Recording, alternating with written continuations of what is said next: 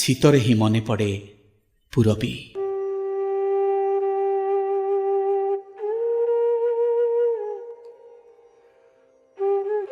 ଏମିତି ଝୁରି ଝୁରି କେତେବେଳେ ବର୍ଷା ଦିନ ଚାଲିଗଲା ଚାଲିଗଲା ଶରତ ହେମନ୍ତ ଜାଣି ହେଲା ନାହିଁ।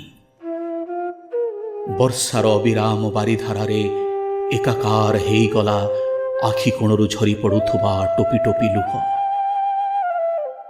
ଶରତ ରାତିର ସନ୍ ସନ୍ ଶୀତଳ ପବନ ହେମନ୍ତର ଟୋପି ଟୋପି ଶିଶିର ବିନ୍ଦୁ ଥରାଇ ଦେଲା ମୋର ନିଃସ୍ୱ ଅନ୍ତରାତ୍ମା। ଆଗକୁ ପୁଣି ନିର୍ମମ ଶୀତ ଋତୁ। ତମେ କ'ଣ ଜାଣ ନା ପୂରବୀ, ଶୀତ ଋତୁ କେଡ଼େ କଷ୍ଟ ଦିଏ, କେତେ ଆତୁର କରେ ଏ ପ୍ରେମିକକୁ ତମର। ସାରା ରାତି ବାହୁନି ବାହୁନି ଗୁମୁରିବାକୁ ପଡ଼େ ଏକାକୀ କପୋତଟି ପରି।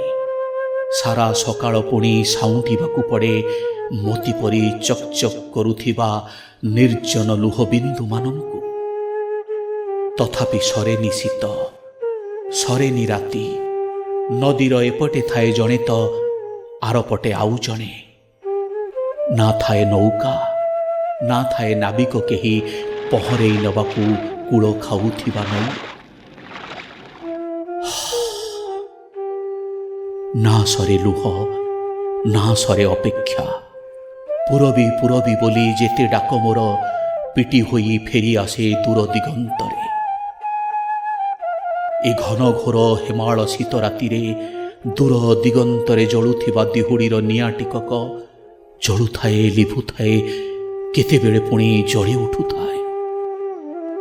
ହୁଏତ ଏ ନିଆଁ ଟିକକ ଏଇମିତି ଜଳୁଥିବ, ଜଳି ଚାଲିଥିବ ମଶାଣିର ନିଆଁ ସଙ୍ଗେ ଏକ ହେବା ଯାଏ।